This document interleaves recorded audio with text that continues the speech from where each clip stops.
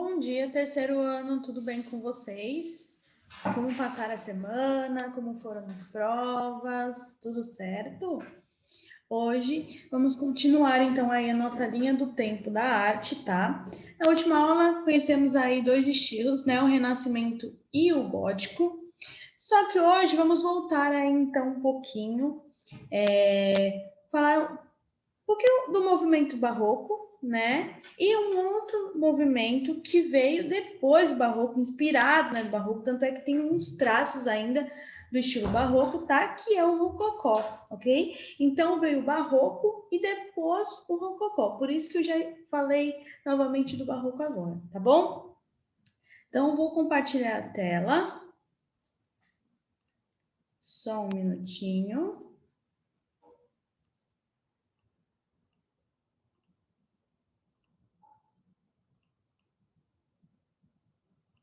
Vamos lá.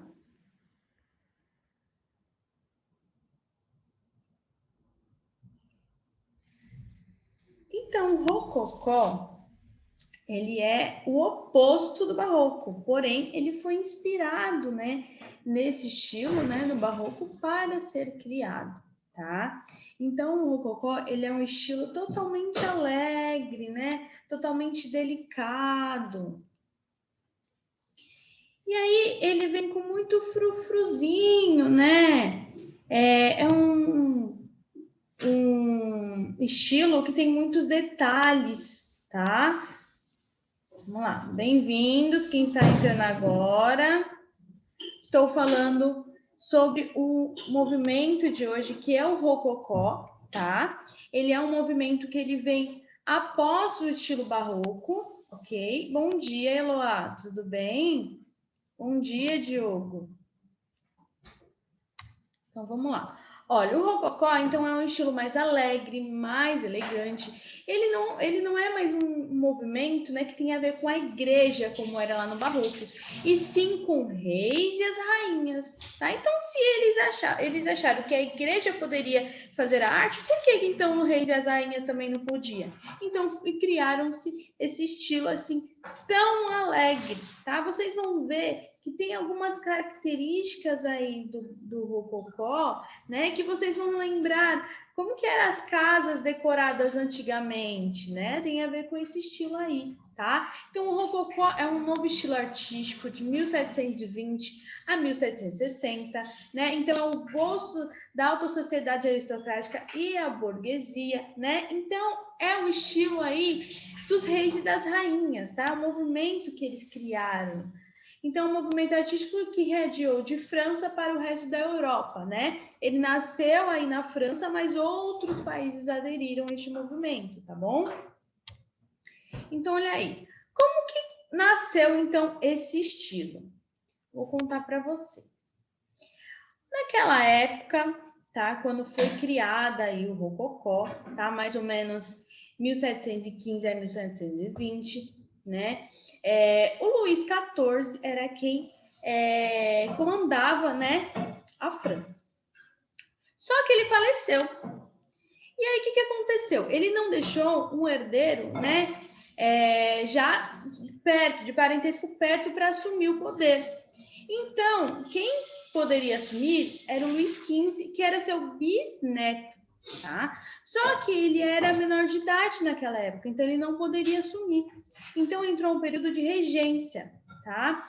E aí, Felipe II, que era o sobrinho de Luís XIV, que teve que, né, ficar regendo aí este momento até que o Luís XV tivesse sua maioridade e conseguisse assumir o poder, tá? Só que aí, quando o Luís XIV faleceu, né, que houve esse período de regência, as pessoas daquela época ficaram super felizes, porque o Luís XIV, ele era uma pessoa muito exigente, ele colocava muitas regras, queria que as pessoas tivessem tudo ali no alcance dele, né? Então, foi assim um momento de alegria para todos a morte dele, né? Todo mundo comemorou, então saiu todo mundo comemorando, feliz. E aí, naquela época, né, até onde ele estava vivo, eles estavam morando em Versalhes. tá? No Palácio de Versalhes, que é tão grandioso, né?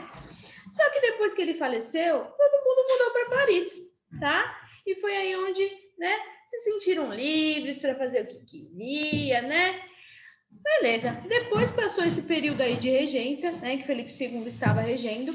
Luís XV fez sua maioridade e assumiu o poder, tá? E foi onde tudo começou em relação ao rococó. Ele que criou esse estilo, tá? Ele criou muitas características aí que eu vou mostrar para vocês, tá? Tanto é que em Paris, né, na França em si, eles não falam movimento rococó, eles falam estilo Luís XV, né? Porque iniciou a partir, né, do comando dele, tá? Então a palavra rococó, né, vem de rocaille, que significa concha ou rocha, tá? E é uma mistura de duas palavras, né? O barroco, tá? E rocaille, tá? Então ficou o rococó, ok?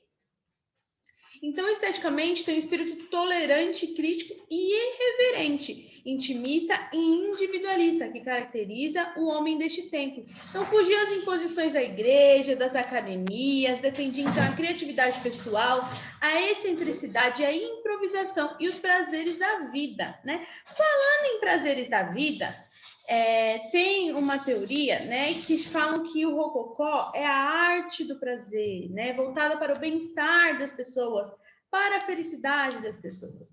E aí, podemos dividir, então, essa arte em 5 sentidos, tá? Então, por exemplo, na visão, né, o que poderia ser? Através das cores, porque no rococó, diferente do barroco, que eram cores muito fortes, né, muito vibrantes, no rococó são cores mais claras, mais leves, mais delicadas.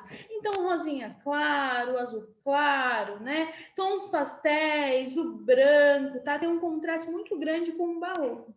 Na audição, então, vem o prazer da música, né? Então, aquela música clássica de Mozart, tá? No olfato, vem o que? O perfume, né? O perfume francês, que é famoso até hoje, e foi, né, ao comando de Luís XV, que realmente o nome perfume, né, foi criado, porque todo dia ele pedia para criar um perfume, uma fragrância diferente para ele jogar em seu palácio. Então, olha isso que interessante, hein? E o paladar, né? Vamos falar aí do paladar, que é a cozinha francesa, que são esses doces aí, né? Super delicados, né? Super gostosos. E também o tato. O que tem a ver o tato? Então, os 5, a parte de você sentir os tecidos, né? Porque lá os tecidos eram muito usados, né, no rococó, muito famosos, então tinha muita seda, muito veludo, né? Então o tato a gente pode falar não só dos tecidos em si, mas também dos móveis, que também foi utilizado muito mobiliário nesse movimento, tá? E até hoje esse estilo Luís XV dentro dos móveis, né, é muito conhecido. Para quem gosta de arquitetura, design de interiores, até de festas, né, é utilizado alguns móveis com esse nome, né, com estilo Luís XV, né? São móveis com a perna mais dourada, né, mais em curva, tá bom? Eu vou mostrar tudo isso para vocês, mas para vocês entenderem qual é o sentido deste movimento, né? O que ele significa, quais as principais características. Então, ele foi criado para satisfazer o gosto da elite aristocrática, né, intelectual, então amante da alegria, da fantasia, que gostava de discutir assuntos filosóficos, políticos, em conversas informais, ouvindo músicas e assistindo concertos e peças de teatro. Então vocês viram que diferente, né, o barroco que tinha um tema melancólico, né, mais sombrio, aquele claro e escuro, né, muito evidente. O rococó, ele era um estilo mais alegre, né? Então utilizava muita fantasia, né? Cores mais leves, mais claras, tá? Super delicado, ok? E também, né, dizem que o rococó é considerado também uma arte efêmera, Porque era tanta alegria que eles tinham naquela época, né? Que essa pessoa sabia que uma hora ia acabar, né? Ia ter alguma coisa que ia acabar aquela alegria toda. Então, eles tinham essa consciência que o rococó não ia durar tanto tempo, né? Porque alegre desse jeito que eles estavam, uma hora ia acontecer alguma coisa, né? E aí aconteceu a Revolução Francesa aí que acabou, né, com o rococó no final. Mas isso a gente não vai falar hoje, vamos falar do estilo rococó, tá bom? Então, vamos lá. Então, ó, da França irradiou então para a Itália e a Europa Central, então principalmente na Alemanha e na Áustria. Então é um estilo alegre, elegante, então continuidade e oposição ao barroco, né? Ele veio com alguns traços do barroco, mas teve essa oposição, né? Esse contraste, principalmente nas cores, tá? Então é mais leve e elegante que o barroco, atinge o seu auge na decoração de interior das residências. Por quê? Porque quando eles saíram de Versalhes e foram para Paris, o Palácio de Versalhes ele é uma arquitetura barroca, tá? E aí foram para Paris, lá não tinha terrenos muito grandes, né? Então eles não conseguiam ter uma arquitetura, né, muito grande, superior. Então o que eles fizeram, né? Eles deixaram como principal, né, meio aí de decoração o interior, tá? Então os arquitetos eles investiram tudo aí no interior. Então o interior ele era bem decorado, tá? E não tanto a parte do exterior, tá bom? Então tinha muitos espelhos, tapeçarias e, sobretudo, objetos de porcelana. Então eu falo muito que o rococó ele é um movimento do frufruzinho, né? Muito bibelozinho, muito detalhezinho, tá? Então vocês podem lembrar antigamente as casas aqui mesmo no Brasil, né? As mães tinham muito bibelô de porcelana decorando aí estantes, né? Então isso tem a ver com o estilo rococó. Eles tinham muito essas coisas de porcelana para decorar os ambientes aí, tá? Então, já não importados da China, pois a forma de fazer já tinha sido descoberta na Europa, então eles já confeccionavam lá naquele momento, né? E eram já executadas nas manufaturas de Mense, na Alemanha, na Capodimonte, na Itália, e Sèvres, na França. Então, corresponde aos gostos frívolos, mais requintados da alta sociedade aristocrática e burguesa. Então, vocês deu para entender que o rococó ele é um movimento, né, que foi criado para a elite aí, né, para a burguesia, né? Então é um movimento mais da alta sociedade, tá bom? Então, olha aí algumas características gerais do movimento. Então, um novo tipo de ornamentação ondulada, próprias para decoração de interiores residenciais, estilo mais leve, refinado, com cores mais suaves, delicadas e informais, dentro do espírito de liberdade criativa da época. Então, ali a decoração, as artes menores, como mobiliário, cerâmica, tá? Ourivesaria e a pintura, a escultura e a arquitetura. Então, diferenciação nos edifícios de acordo com a sua função. Ah, sabe uma coisa interessante? Que as moradias naquela época, elas não eram chamadas de casa ou de prédio, uma coisa assim. E eram chamadas de hotel, tá? Olha que interessante, né? Essa curiosidade. Então, olha aí. Daí que dá a importância que se dá aos espaços de decoração, procurando harmonia. Então, estruturas arquitetônicas apresentam um traçado exterior simples, né, em comparação com a preocupação e dedicação que existe em relação ao interior. Então, como eu falei, a parte externa, né, é super simples e dentro é onde tem aí toda a decoração, tá? Então, utilizam-se elementos decorativos barrocos, como arabescos, linhas ondulantes, irregulares e assimétricas, mas com mais liberdade, mais sensualidade, com uma variação mais caprichosa de formas e motivos, com novos elementos, conchas, algamarinhas, rocalhos, que são as rochas, e chinourices, que é o nome aí mais em francês, que chegam à Europa através do comércio colonial, sedas, porcelanas, lacas, etc. Então, tá vendo como são, é um estilo que tem muitos detalhezinhos pequenos, né? Lá na parte de decoração de interior, né? Os ornamentos eles eram mais naturais, então remetia mais às folhas, flores, algas, rochas, conchas, que tem até a ver com o próprio nome do movimento, tá? O que ele foi inspirado, ok? Isso por quê? Porque naquela época, né? né, falando em rococó, como não era muito muito ornamentado os edifícios por fora, né? A arquitetura por fora, então eles se inspiravam, né? E tentavam criar algo melhor no jardim. Então, os jardins eram gigantescos. Então, eles realmente se dedicavam naquela parte de jardinagem e no interior das residências. Então, por isso que essa parte de concha, de rocha, né, de folhas, é muito valorizado esse estilo, porque os jardins eram gigantes, tá? E o interior, eles se inspiravam nos jardins para criar os ornamentos, tá bom? Então, olha aí, utilizam-se materiais fingidos, como falso mármore e estuques pintados. Então, tudo não era de ouro, tá? Tinha algumas coisas aí diferentes de outros materiais, tá? Então, olha aí a arquitetura rococó. Olha como a parte do exterior, né, não tem muitas decorações, né, muitos ornamentos. É super simples. A decoração em si realmente era no lado de dentro, tá? Então, olha aí, tipos de arquitetura do rococó. Então, tinha igreja, tinha abadia, tinha o chateau, que era o palácio campestre, tá? O palácio urbano e o hotel particular, que seria a residência, tá bom? Então, eles chamavam de hotel naquela época. Então, as características, menores proporções, normalmente edifícios com apenas 2 andares. Então, não era diferente da gótica, por exemplo, que era muito grande, né? Muita verticalidade. Aqui não, é mais horizontal e baixinho, tá? Não era grande, não. Fachadas mais alinhadas e alisadas, são abolidos os elementos clássicos decorativos, como colunas, frontões e esculturas. Mantiveram-se, então, as balaustradas, as cornijas e os entablamentos. Os ângulos retos foram suavizados por curvas, telhados de 2 águas, porta-janelas maiores e com arcos de volta perfeita. Sabe uma coisa interessante?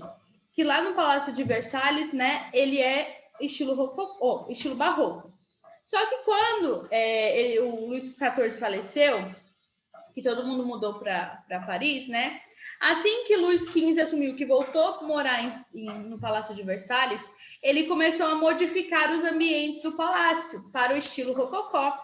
Então, quando a gente vai ver aí o palácio por dentro, né? Você vê alguns ambientes com estilo barroco e alguns ambientes com estilo rococó, por causa dessa transição, né, de Luís XIV para Luís XV. Então, vamos ver alguns ambientes mais escuros, né, muito vermelho, muito dourado, que aí remete ao barroco, e alguns mais claros, como um branco, né, com dourado por cima, mas com menos exagero, tá? Então, já é um estilo rococó, tá bom? Opa, voltei. Então, vamos lá. Olha aí. Então, a decoração exterior concentra-se nas portas e nas janelas, nas cônsolas, que são peças arquitetônicas salientes que servem para colocar estatuetas, vasos. Nas arcadas, no aparelho de alvenaria, que seria a pedra, o tijolo ligado por argamassa, formando uma construção. Nas ferragens e batentes. Foi nesse movimento também que foi criado o ferro forjado, tá? Em grades para jardins, lagos, portas e varandas. Então, os jardins continuam a ser uma parte da arquitetura civil, tal como um barroco, e compõe-se de grandes relvados ou arvoredos, esculturas, rampas e lagos, pavilhões de caça, pequenos apartamentos, pagode chinês e quiosques turcos, tá? Que servem de locais, então, de reunião íntima, com fogos de artifício, festas de máscaras e celebrações públicas. Então, olha aí o jardim sendo bem valorizado. Olha aí mais uma arquitetura rococó, né? Ó, bem baixinha, com 2 andares. E olha aqui a balaustrada, né? Sempre aparente neste movimento, tá? Sem muita decoração exterior. Olha aqui o ferro forjado nas grades. Ó, fachada alinhada, então, sem elementos clássicos. Mais aqui algumas arquiteturas. Olha aqui. Sem muita decoração, né? Só alguns ornamentos aqui pequenos. Ó, o arco de volta perfeita nas janelas.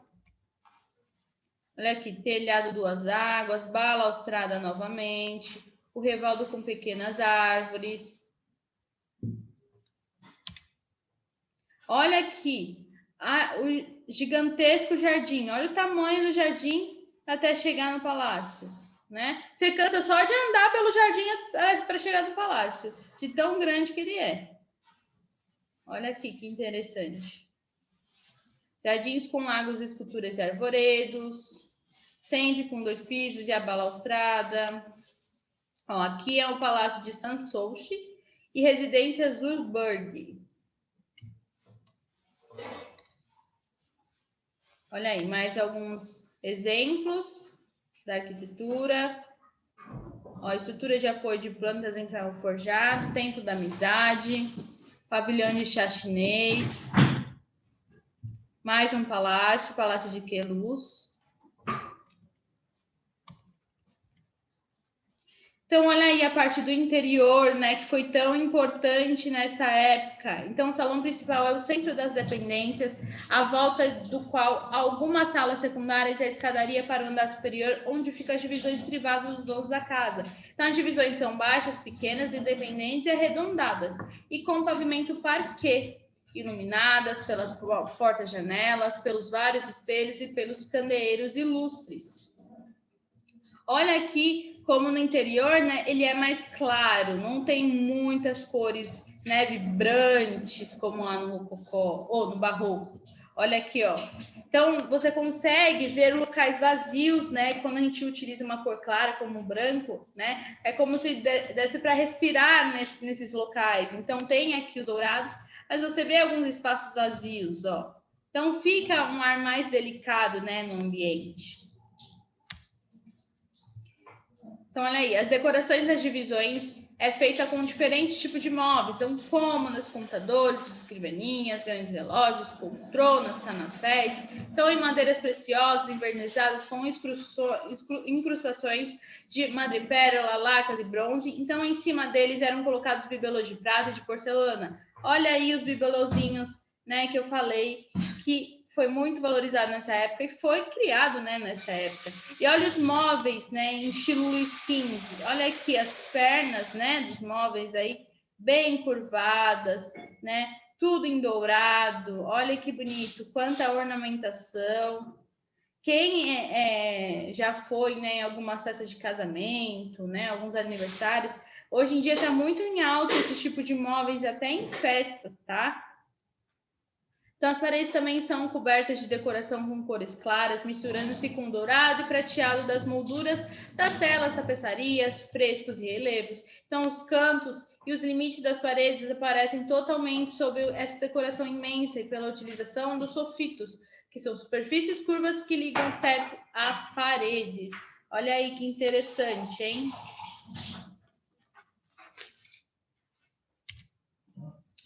Eu coloquei aí esse exemplo para vocês entenderem, né? Como foi inspirado aí os ornamentos. Olha as conchas, tá? Que foi inspirado os ornamentos.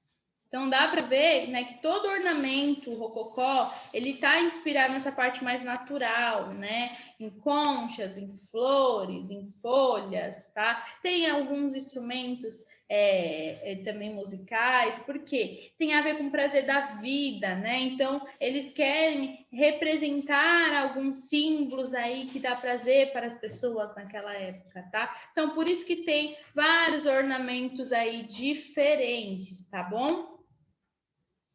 E aí, que acontece? Dentro desse estilo interior, né, os reis e rainhas, eles queriam um estilo mais íntimo, né? Por isso que foi tão valorizado essa parte interior. Não queria, como no barroco, né, algo que todos estivessem olhando aí por fora, e sim algo mais centrado, mais íntimo, mais flexível, tá? Algo mais para eles mesmos, né, desfrutarem. Então, olha a diferença, né, quando um estilo ele utiliza uma cor escura, olha aqui, o vermelho e o dourado, e olha a parte do branco e do dourado, né? Como tem, né, uma diferença de tons. Olha aqui como já tá uns tons pastéis, né? E aí já tem a ver com a parte do rococó, tá? Quando a gente vê algo assim muito escuro, já tem a ver com barroco, tanto é que os quadros, ó, são barrocos, olha aqui.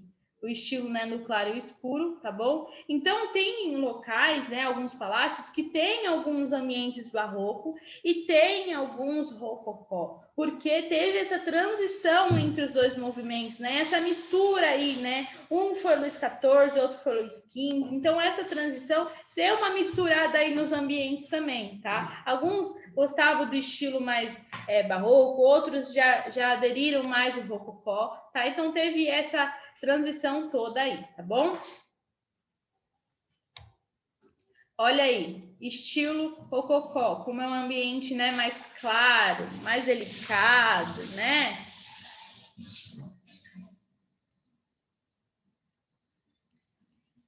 Então, olha aí na parte religiosa. Então, as igrejas mantêm uma estrutura e uma decoração exterior barroca, mas com decoração rococó nas portas, janelas e interiores. Então, diferente do barroco, né, que era muito detalhe dentro, né, das igrejas, no rococó, né, a parte interna das igrejas era mais delicada, né? Então, eu vou mostrar aí uma foto para vocês terem uma noção do que eu estou falando, né? Então, o ambiente de festas e alegria constroem-se bibliotecas, refeitórios e habitações para ônibus. Baviera, então igrejas com plantas longitudinais e complexas, exteriores simples com uso abundante de janelas, ornamentação com motivos naturalistas, recorrendo à concha como principal motivo decorativo. Então, a decoração insere-se na arquitetura, escultura e pintura, criando um cenário distrativo e fictício. Então, olha aí como o interior da igreja ele era super delicado. Então, olha a diferença, né, das igrejas barrocas, que era muito detalhe, era muito ouro, né? Não tinha um local vazio na igreja, né? Então, olha a diferença da igreja do rococó, como era super delicada. Tem um detalhezinho ou outro aí, né? Mas é algo mais claro, né? Mais tranquilo, né? Mais leve, tá bom? Então eu falo que o estilo rococó, ele realmente tem uma palavra que define ele que é delicadeza, tá? É um estilo mais delicado. Você consegue sentir isso, né? Até passa um ar mais feminino, né? Por causa dessa parte de perfume, de delicadeza, de bibelôs, tá? Eu sempre brinco, eu falo que é a arte do frufru, né? Muita coisinha assim pequenininha. Olha aí um exemplo. Ó, a parte interna e a parte externa. A arquitetura religiosa do rococó, ela não foi centrada, tá, na França, não tinha muitas igrejas rococós lá, e sim na Alemanha, tá, gente? Olha aí o estilo, então, de decoração, tá? Luís XV, como eu mostrei para vocês. Olha como, né, tem umas características bem destacadas, né, neste movimento, neste estilo. Olha aqui, ó. As pernas sempre em curvas, com muitos ornamentos, né? E sempre, né, utilizando a cor dourada, tá? Para decorar o móvel. Então, vocês entenderam que a decoração interior, né, o mobiliário, ele foi muito valorizado neste estilo. Olha aí a porcelana, né, que foi tão usada também no estilo rococó. Era utilizada em cima dos móveis para decoração. Sempre utilizando dourado. E aí vem a escultura rococó. Então, as linhas curvas e contracurvas do barroco continuam. Então, tornam-se mais delicadas e fluídas, organizadas em S ou em C ou contracurvas duplas. Em relação à figura humana, utiliza-se o canone anatômico maneirista. Corpo alargado e silhueta caprichosa.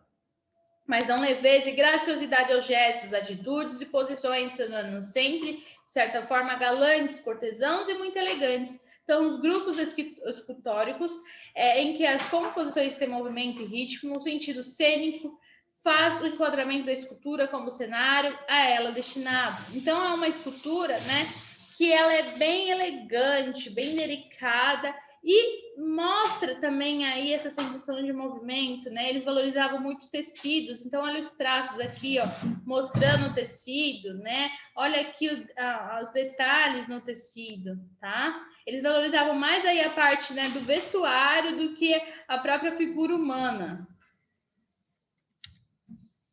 Então, olha aí. Os novos gêneros escultóricos. Então, privilegia-se a escultura ornamental em vez da escultura independente. Então, os novos gêneros. Escultura decorativa como parte integrante da arquitetura, com motivo naturalista. Estatuária de pequeno porte, destinada aos interiores e com funções decorativas ou de entretenimento. Então, bibelôs, bustos estatuários religiosos, composições mitológicas e alegorias. Então, os novos materiais. Então, recupera-se materiais que até então tinham sido ignorados, como madeira, argila e gesso, e a porcelana, né, que foi o verdadeiro material aí do rococó, que foi extremamente popular e o mais usado para a produção de pequenas esculturas ornamentais e divertidas. Então, sua clientela era maioritariamente a aristocracia. Olha aí, a porcelana sempre em alta, né? Os novos temas, então abandona os temas sérios e nobres e dá-se preferência aos temas menores, irônicos, alegres, jocosos, sensuais e galantes. Na estatuária de pequenas dimensões, mas na estatuária independente mantiveram-se os temas honoríficos e comemorativos. Nos temas mitológicos preferem-se os deuses menores. Nos temas profanos dá-se mais valor aos aspectos mais íntimos do cotidiano, em gestos galantes, graciosos e requintados. Então, o tema religioso, né, sobretudo usado na Alemanha, mantém-se mais tornado menos sério, utilizando-se roupagens mais luxuosas e poses galantes. As roupas, elas eram muito valorizadas naquela época, porque eles valorizavam muito os tecidos, então a seda, o veludo era muito valorizado, tá? Vocês vão ver os vestidos sempre, né, muito luxuosos, até na própria pintura, eles valorizavam o tecido, eles utilizavam algumas técnicas que você conseguia identificar o tecido que a pessoa estava usando, né, através da pintura, tá? Então, olha aí, tema religioso, contracurva e curva, leveza na graciosidade nos gestos, roupagem luxuosa, né, e pose galante, movimento e ritmo, gestos galantes e graciosos.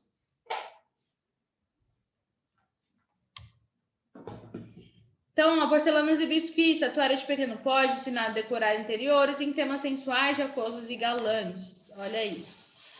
Sempre com vestidos bem cheios, né? Mais alguns tipos de esculturas. E aí vem a pintura do rococó, que é algo bem interessante, tá? Tem uma característica própria deste movimento. Então, é um símbolo de uma sociedade galante, festiva, também muito contrastante, já que alguns artistas defendiam o classicismo e outros o barroco, em termos estéticos. Essa luta vai modelando e transformando a arte barroca, que era pesada, dramática, em algo mais idealizado, aristocrático e festivo, onde abundaram as cenas pastoris e as festas galantes. Então, a tradição do retrato continuou, mas tornou-se mais histórico, sereno, burguês, sensível, psicológico, delicado, de tons suaves e gradações cromáticas que fazem lembrar o esfumato renascentista. Todos os temas foram tratados de forma mais ligeira e superficial, com reverências mitológicas e deuses. Outros temas utilizados são natureza morta e cenas de gêneros. Então, são pinturas, né, mais delicadas, felizes, alegres, né, com festas, né, então representando a alegria que eles estavam naquela época com a morte do Luís XIV, tá? Então, você vê também essa parte de valorizar os tecidos, né, na própria pintura, você consegue identificar o tecido que foi utilizado ali, tá? Tem também o jogo de luz e sombra, né? Só que não tão contrastante como no barroco, né? Que era bem gritante, né? E até tornava-se o quadro um pouco mais melancólico, né? Mais dramático. Mas sim, algo agora é mais leve essa luz e sombra, né? Então realmente é para dar um toque aí, né, de luz no ambiente, né, valorizar também essa parte de natureza. Ele utilizava muito a natureza para representar as pinturas, tá? Então, primeiro, François Boucher, tá? que aí ele fez esse quadro que se chama O Balanço, que é algo muito intrigante sobre esse quadro, a história dele, tá? Essa moça aí que está no balanço, ela... Ah, não, aí já é Fragonard, já pulei o pintor, já está em outro. Deixa eu falar a história desse balanço e aí eu já falo sobre Boucher, tá? Que eu acabei pulando. Então, o Fragonard pintou esse quadro balanço. E como que funcionou aí a história desse quadro, né? Na verdade, esse moço que está aí embaixo dela, no balanço, é seu amante, tá? E aí, o que aconteceu? Ele pediu para pintar, né, sua amada aí no balanço, chutando aí o sapatinho. Só que ele queria que um bispo estivesse aí balançando ela.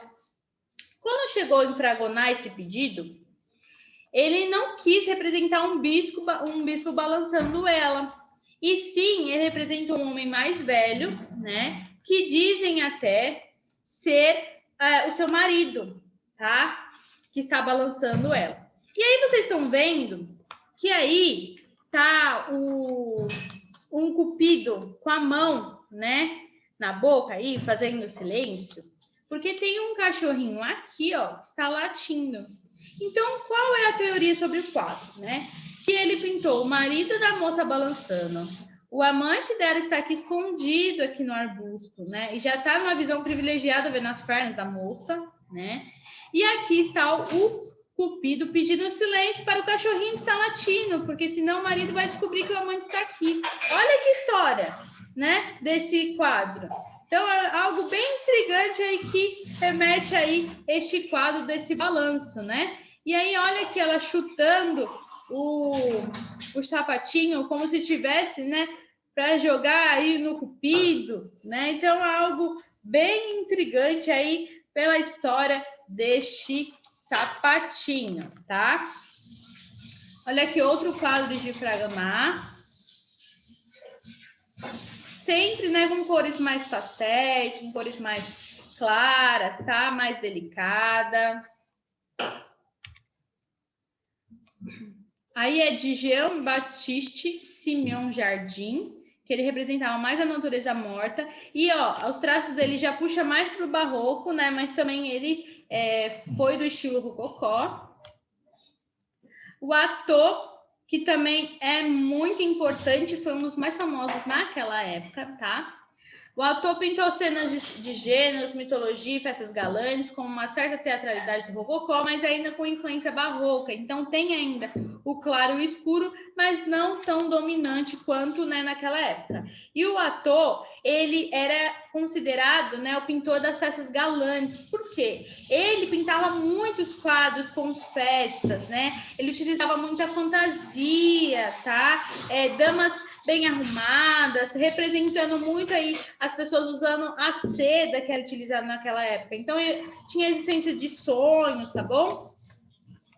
Então, ele era muito valorizado por esses quadros de festas. Eu não coloquei nenhum exemplo aí, mas tem muitos quadros dele representando essas festas, tá? Então, ele era considerado, né, um pintor de festas galantes, porque ele levou um quadro dele para uma exposição, né? E aí um quadro dele não se encaixava em nenhum gênero, né? E aí foi onde criaram esse termo para ele, né? Pintor de festas galantes, tá bom? Ele foi um pintor que morreu muito cedo, ele morreu com 36 anos de tuberculose. Então a vida dele, né, foi um pouco dramática e muito triste, né? Então ele tentava representar, né, nos quadros o que ele queria para a vida dele, que era alegria, né? Que era festa, mas não era algo que ele estava vivendo naquele momento.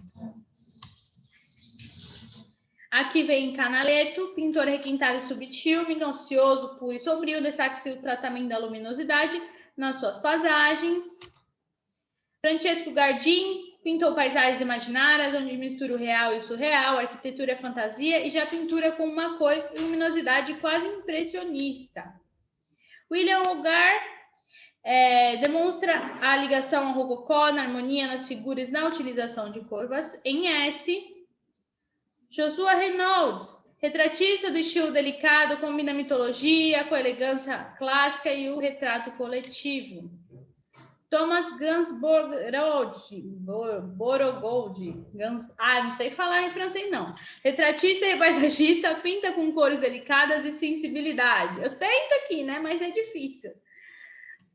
E aí, tem esses dois que eu queria falar com vocês sobre essas telas, tá? Vou falar rapidinho que já vai fechar a aula. Georges Delatour, que foi um pintor que realmente retratava os detalhes dos tecidos. Aqui você consegue ter nítido, né, que é um veludo. Olha aqui os detalhes, né, um jogo de luz aí, de cores, né, bem legal. E aqui foi de François Boucher, que é a Madame Pompadour, tá?